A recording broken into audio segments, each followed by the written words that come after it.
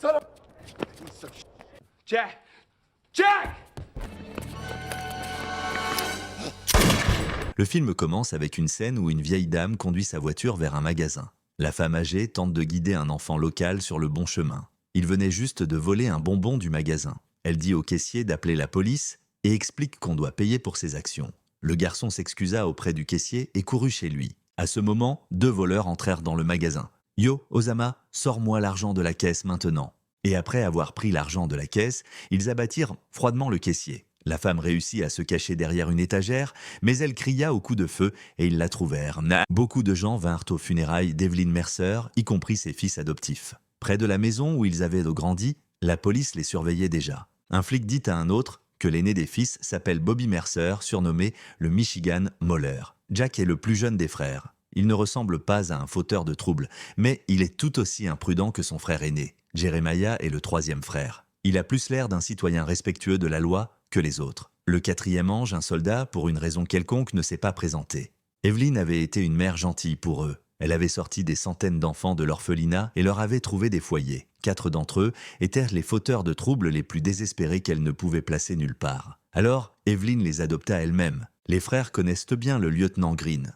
Ils ont tous grandi dans le même quartier. Bobby est déterminé à s'occuper des tueurs de sa mère. Il sait comment opèrent les flics et ne leur fait pas confiance. Plus tard, à la maison d'Evelyn, le 4e frère rejoint les autres. Il a raté son vol et n'est pas arrivé aux funérailles. À la maison, ils se souviennent de leur enfance et vont dans leurs anciennes chambres, trempés de nostalgie. Ils se rassemblent rarement ensemble. Le sévère Bobby prit la chambre de leur mère et se mit bientôt à pleurer. Angel décida de rendre visite à son ancienne connaissance, Sophia, qui vit près de là. Les frères lui conseillent de ne pas y aller. Elle a un homme, mais il n'écoute pas. Bientôt, ils sont à moitié nus, fuyant un gangster quelconque. Angel amène la femme volage à leur maison. Elle prévoit maintenant de vivre avec eux. Bobby est contre et dit à Angel tout ce qu'il pense. Les gars font les fous et se battent pendant que le plus jeune s'occupe du déjeuner commémoratif. Les frères se souviennent comment Evelyn leur enseignait les bonnes manières. Elle les corrigeait pour avoir fait claquer leurs lèvres ou poser leurs coudes sur la table. Ou elle remarquait que quelqu'un avait un nouveau tatouage. « Plus de tatouage, Angel !»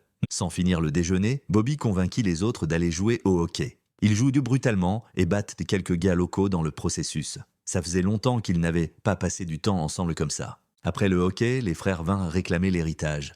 L'avocat remit divers documents. Certains d'entre eux apprirent des informations sur leurs parents biologiques, sauf Angel. Il n'y avait pas un seul document sauvegardé pour lui.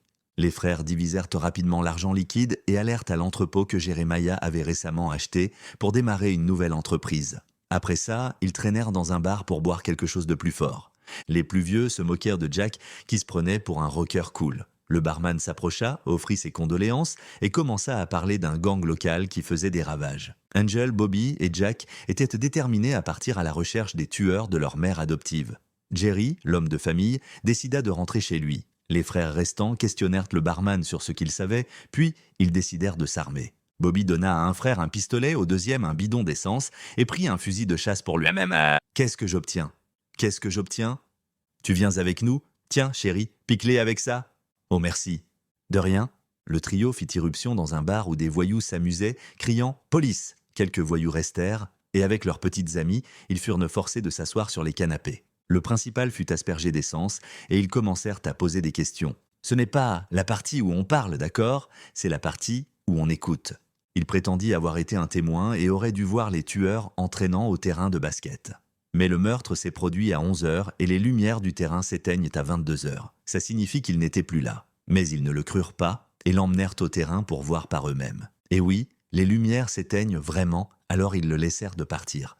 Le témoin avait été payé. La première piste ne marcha pas et les frères rentrèrent les mains vides.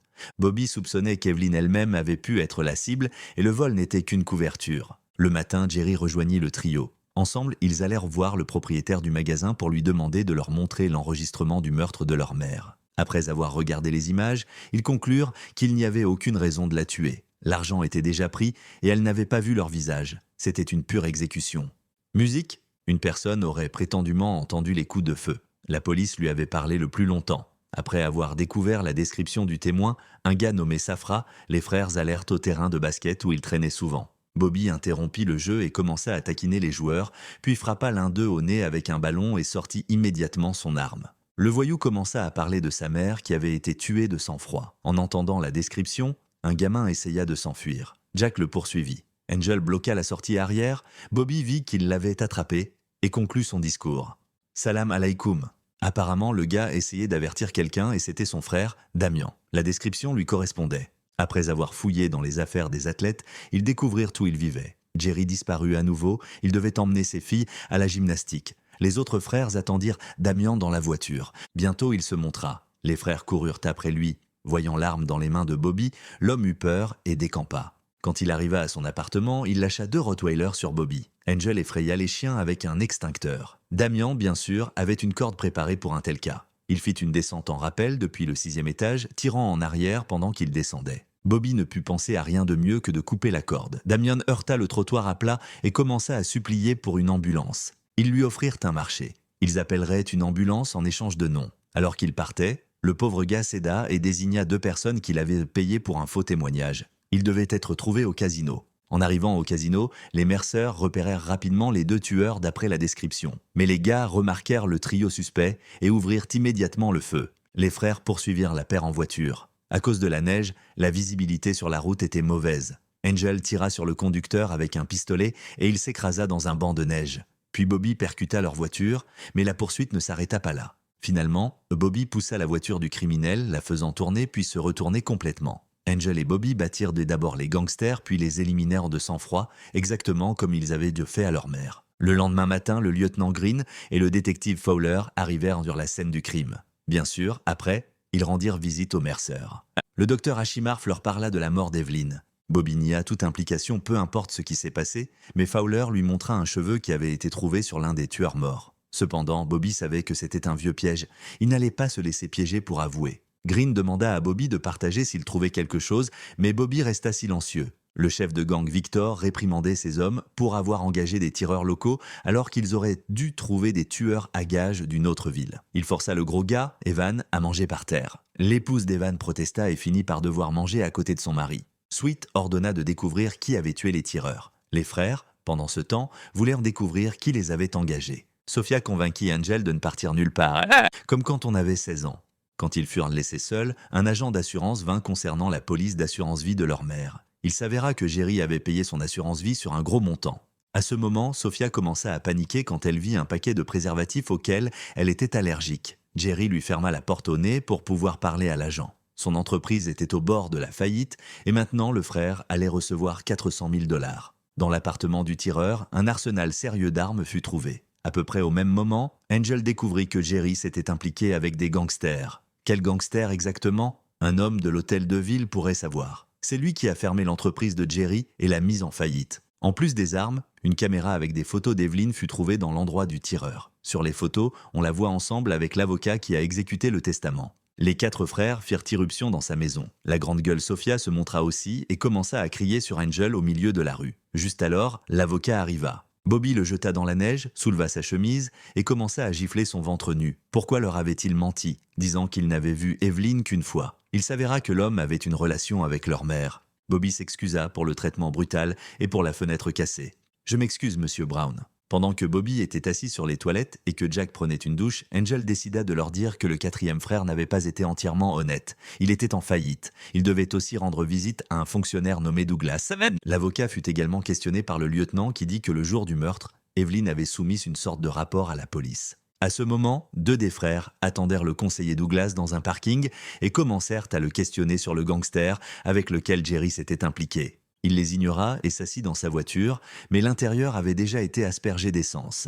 Bobby en versa davantage par-dessus et ramassa une cigarette allumée. « Victor Sweet », dit immédiatement le conseiller. En même temps, Jerry reçut son chèque. Angel le suivait. Pendant ce temps, le lieutenant Green examinait les images de surveillance.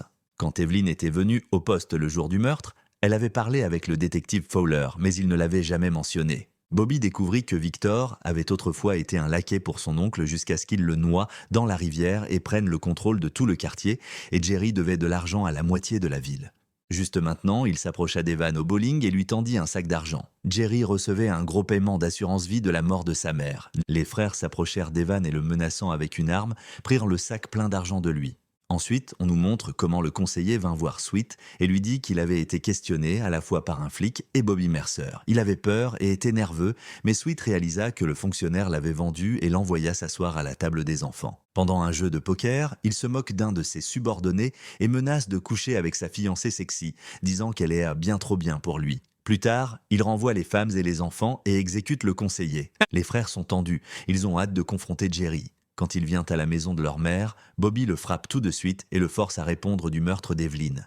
Mais Jerry dit qu'elle a assuré sa vie elle-même. Il a juste payé les primes. Il a payé toutes ses factures. Il était le seul qui s'était occupé d'elle toutes ces années. Sweet avait saboté son entreprise et maintenant il avait besoin d'un pot de vin de 20 000 $ juste pour obtenir un feu vert à l'hôtel de ville. Pendant qu'ils se disputent, quelqu'un frappe à la porte. Jack l'ouvre et reçoit une boule de neige en pleine figure. Il court après le gars. Le gars se retourne soudainement et tire sur le plus jeune frère, mais le tueur n'a pas eu la chance d'achever Jack. Bobby lui tira dessus avec un fusil de chasse. À ce moment, tout un gang sauta hors de la camionnette.